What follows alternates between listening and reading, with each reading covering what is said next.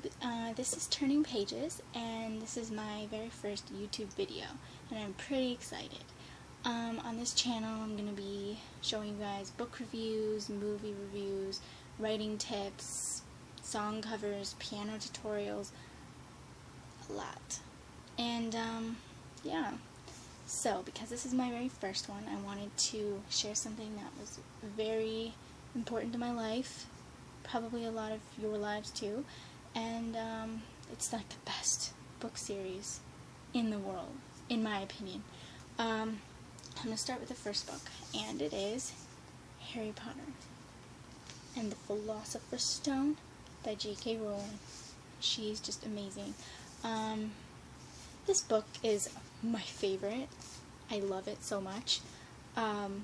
Even though it's kind of small, it's only, how much? Like 223 pages. But just because it's small doesn't mean it's not good, right? So, I'm just going to read the back to you guys. Harry Potter thinks he's an ordinary boy until he's rescued by a beetle-eyed giant of a man, enrolls at Hogwarts School of Witchcraft and Wizardry, learns to play Quidditch, and battles in a deadly duel. The reason? He's a wizard. So, by the way, this guy at the back, that's Dumbledore. Albus Dumbledore. A lot of you guys have read this book, or the whole series, have watched the movies, whatever. I know I have a million times. As you can see, I'm rereading this. But I noticed that a lot of people also don't know what Harry Potter is, and, like, I don't know, I think it's something that needs to be known, and, yeah. So I'm going to basically just tell you guys what this book is about. So, it begins, well, the main character is Harry Potter, and in the beginning he's just a baby. What happens is there's this evil dark wizard, and his name's Voldemort. And he kills all kinds of families that are witches, wizards, even humans. He kills humans too. And poor Harry, he's just a baby when Voldemort comes to kill his parents. So now he's kind of an orphan, except he has an aunt and uncle and a cousin. So Dumbledore, this guy, at the beginning, brings baby Harry to his new home. And that's where we kind of learn a lot about Voldemort and his uprising and everything that was going on with him. But then we get to see how Harry lives for 11 years with the Dursleys. That's his aunt and uncle. And it's very bad because they treat him really badly. Like a slave, like a house elf, for those of you who know what I'm talking about. It's bad. But on his 11th birthday, after getting letters and letters in the mail that his uncle keeps ripping up and stuff like that, eventually this man comes to the door of this isolated cabin that they're living in the middle of the ocean because they wanted to run away from the letters. But anyway, so they're living there now, and on his birthday the man comes and, like, bro, I sent you like 100 letters, you know?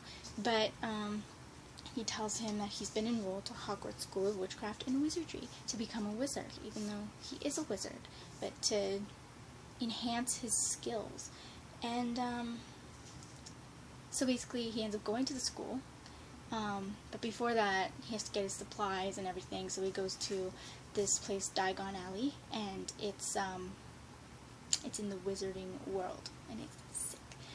So he goes there, he gets his owl, he gets his wand, which is really well described in this book. Everything is really well done. He also gets other supplies, whatever, and money. And when he goes to school, obviously it's a castle, and it's just beautiful. Those of you who know what I'm talking about from the movies, yeah, but that's how it's described in the book as well. So, it's awesome. And that's where he meets two friends, Ron Weasley and Hermione Granger. Those become his best friends for the next 6 books after this. And they're really close, even at the beginning. Mostly him and Ron kind of hit it off, and then Hermione's just kind of left out, and then she kind of joins them, yeah. But they have to solve a mystery. The mystery of the Philosopher's Stone. Philosopher's Stone basically has the elixir of life, meaning that whoever has it becomes immortal, and they live forever. And it also turns any metal into pure gold. So, of course, everyone wants the stone. Voldemort, however, the one who murdered Harry's parents, is the one who wants the stone. Because he wants to live forever. Because he wants to be able to kill Harry, because that's his #1 mission. Which is really sad, but that's his mission. So, during the entire school year, which is typically like a school year we'd have here with kids and students and teachers, and it's great, but their lessons are much more interesting.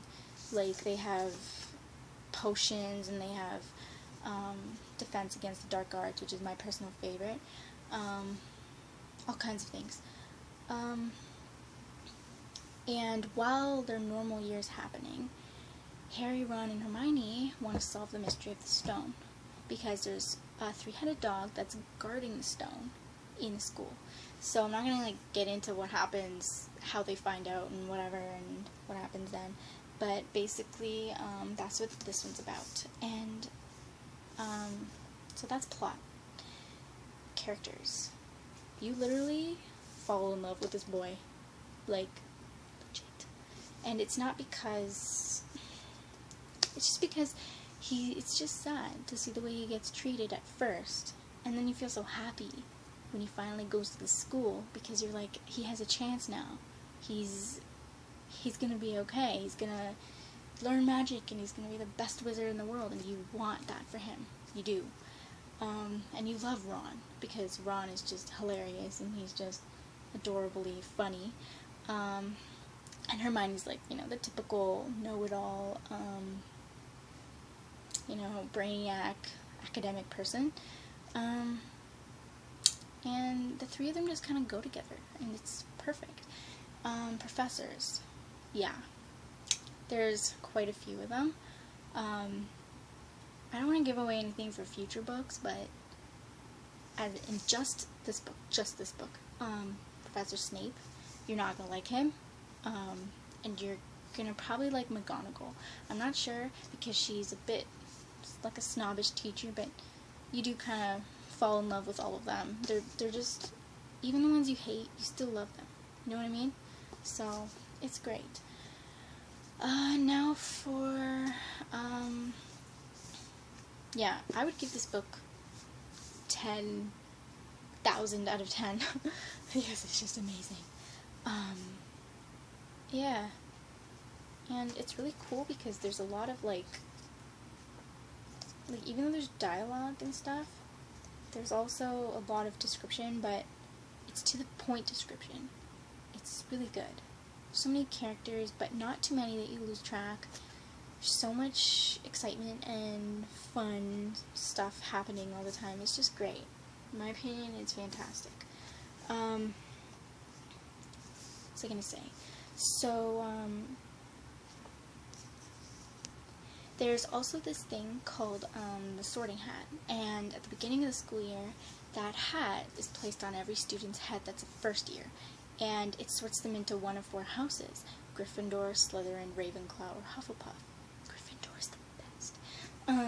Yeah, so each person gets sorted. I'm not going to tell you who gets sorted where, in case you don't know, but, I don't know, that's a really cool concept, and this happens every year, right? So that each house earns points and kind of grows together like a mini family within a huge family of the school, and at the end the house with the most points wins and gets the house cup, which is also announced in this book, which is really cool.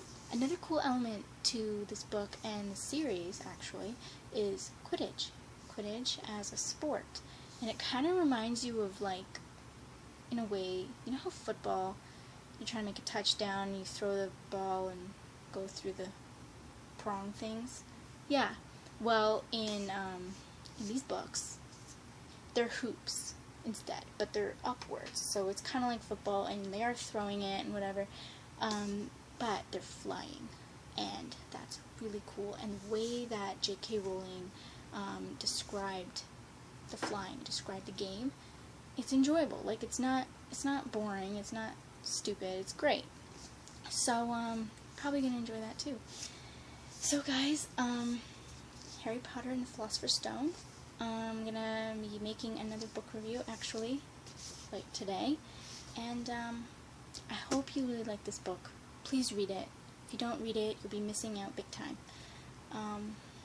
And yeah, so, this is Turning Pages, signing out.